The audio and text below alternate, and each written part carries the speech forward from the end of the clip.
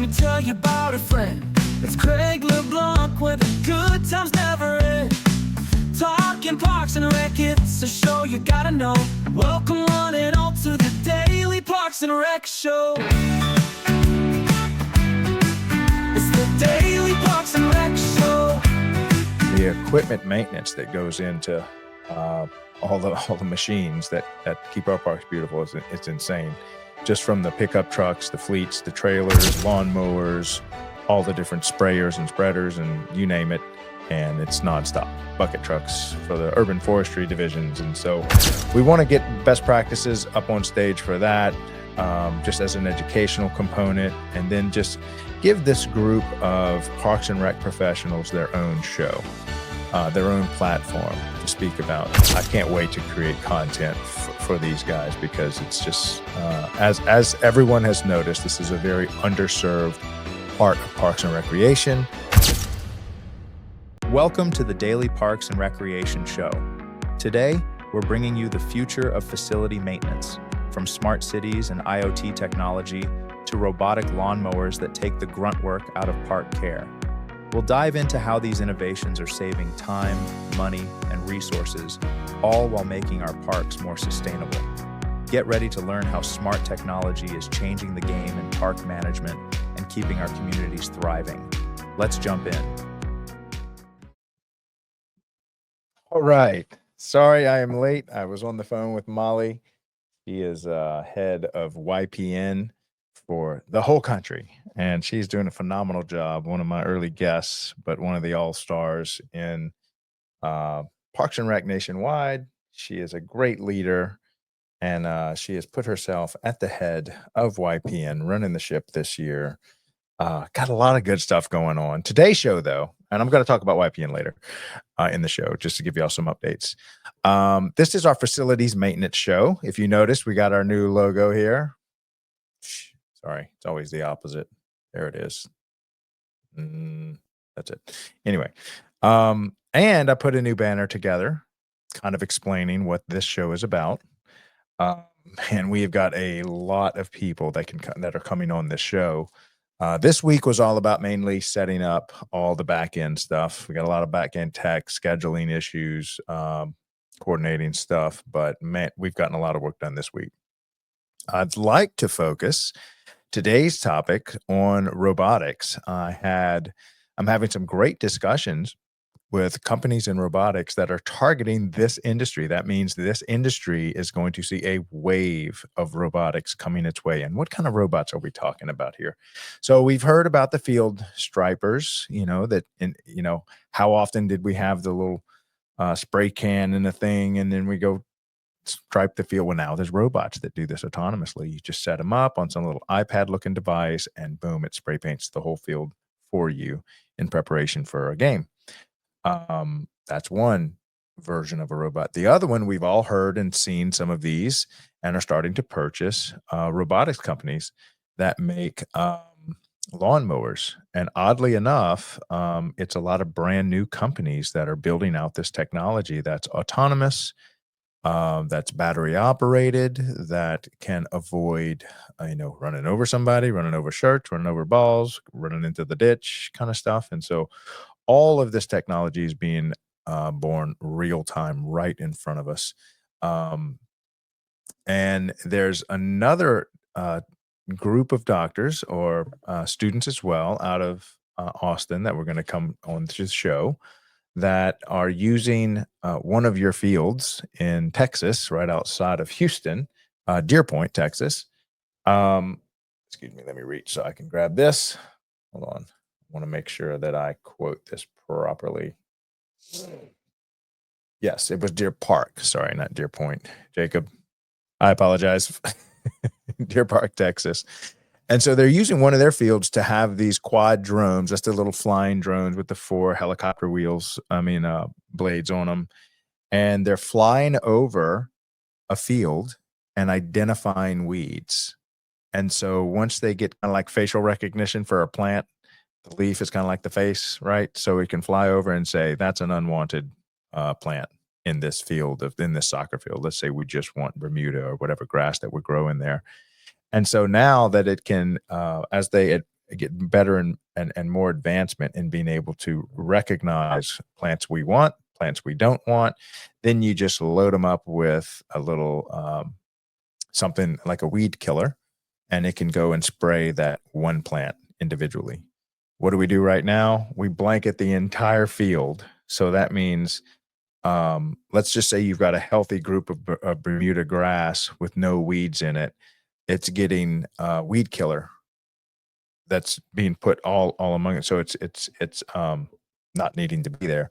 And so you're getting overspray, you're wasting chemicals, you're wasting pesticides, and this would be able to target it much more. And so we're going to get them to come on now. If there's anyone else, if there's any vendors that you use, so calling all directors, superintendents, if you have someone that is using any of these new advanced technologies in your park maintenance, please help me get in touch with them. I'd like to bring them onto the show. I would like them to tell us, what they're cooking up in the kitchen back there. How is this going to be rolled out?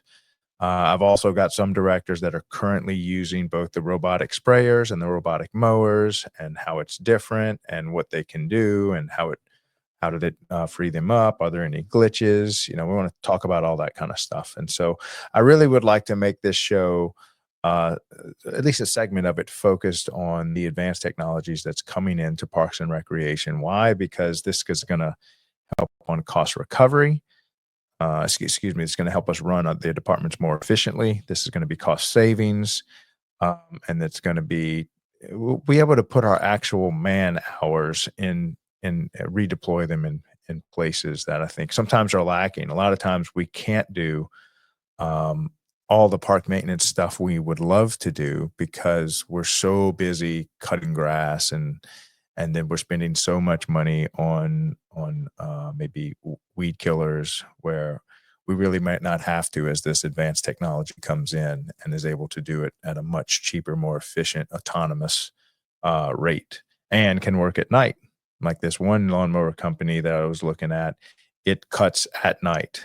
And so when the park's not being used, and I think that's just, obviously, how many of us have cut grass at night? Probably not many, maybe not any. And that's when people want to use the park, is during the day when we're cutting. So imagine if all your grass could be cut by robots at night. Um, I think, this is a whole new world that we're stepping into. Okay, so facilities maintenance show in general. And again, this is just an update. I don't have a guest for y'all today. I don't really have any broader of a topic. I'm just trying to get things rolling here, get things set up. Obviously, like I said, we got our new logo, we got our new banner on the bottom that rolls across that. Let me know what y'all think. But we wanted to make this show just about the master craftsmen that are doing tirelessly working to keep our parks beautiful, maintaining our facilities, maintaining all the equipment maintenance that goes into all the machines that keep our parks beautiful. It's insane. Just from the pickup trucks, the fleets, the trailers, the lawnmowers, all the different sprayers and spreaders, and you name it, and it's nonstop. Bucket trucks for the urban forestry divisions. And so we want to get best practices up on stage for that, just as an educational component, and then just give this group of Parks and Rec professionals their own show, their own platform to speak about. Because, I've got a lot of guys scheduled coming on that have been in park maintenance for like 30 years. This is what they've dedicated their entire life to, and the wisdom that these guys have. And so I can't wait to create content for these guys, because it's just, as everyone has noticed, this is a very underserved part of Parks and Recreation. Of course, y'all know me. I'm a master electrician by trade. I grew up, with a tool pouch on my hip since I was pretty much born. And so I really identify with these people. These were a lot of the people, these master craftsmen were the men that raised me, that coached me. So whether it be my father, my uncle, my brothers, my cousins, the craftsmen of the world is who kind of raised me. And so I really have a special place in my heart for these guys, and I'm really going to enjoy making content for them. And what would our park systems look like if they weren't behind us, cleaning them, making them safe, cutting the grass, maintaining all these facilities. They obviously we couldn't be, the programming wouldn't be possible. So we couldn't have recreation, we couldn't have programming if not for the maintenance crews that are preparing, hosting, and recovering from all these events, special events, programming, you name it. So my hat's off to them, and this is going to be a great show. So that's really all I have for y'all today. Just wanted to come give y'all a quick update. Tomorrow, Friday, we have our so remember, this show is only Monday through Thursday, so we won't have our maintenance show tomorrow, but we will have a special YPN show. This is our Young Professionals Network. That's why I'm a little late. I was talking with Molly about the Young Professionals Network, calling all state organizers of young professionals. We have a show for y'all. We're going to do 52 shows a year. And I was telling Molly, she was like, well, what's the show going to be about? What's y'all's direction? And I'm like, my goal, kind of like a farmer's market. I am just here to open the farmer's market. I welcome all farmers to come to it, but it really is y'all's message. I'm here to turn on the mic, get the software going, invite people, set the stage, and then hand y'all the mic and let y'all tell the story. This is y'all's story to tell. My goal is to do 52 shows every Friday for the year, and of course every year after that. But the point is that who's out there doing the shows, who's out there setting the stage, who's out there getting the mic set up, inviting the people. And then really the YPN show belongs to the young professionals. It is their show. I have no mission behind it. I have no intention other than to serve and to set it up and do all the back end work. And then, of course, to do all the editing work, stuff like that. And then to post it on all the platforms, because I think they have a powerful message. This is the next generation that's taking over Parks and Recreation as the old guard transitions into retirement. And who do they pass the torch to?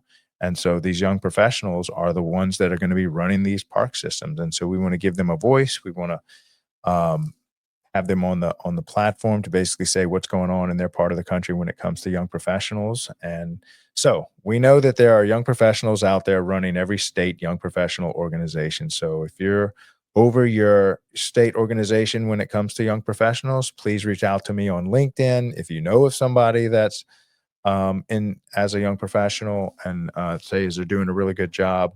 And again, this is no high pressure, come give a speech kind of stuff. It's really, what's your story? So I noticed that it's much more difficult to create than it is to remember. And so at least the way I'd like to run the show is tell us your story, tell us about yourself. So remembering what happened is much lower pressure than sing us a song where you're just creating something or give us a speech kind of thing. We're really just digging into, why did you choose Parks and Recreation? Who inspired you? How is it going in class right now? What are some of the things you've seen in Parks and Recreation? What are some things that excite you about it? What are some obstacles to Parks and Recreation? And so you're really just telling your story, and it's going to be all about young professionals on Friday. So, and we do something similar on the leadership series, but that's people kind of more towards the end of their career.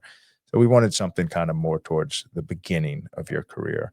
And it's also going to be a panel. So whereas the leadership series is more of a one-on-one, just me interviewing Park and Rec director or superintendent or, assistant director, something like that.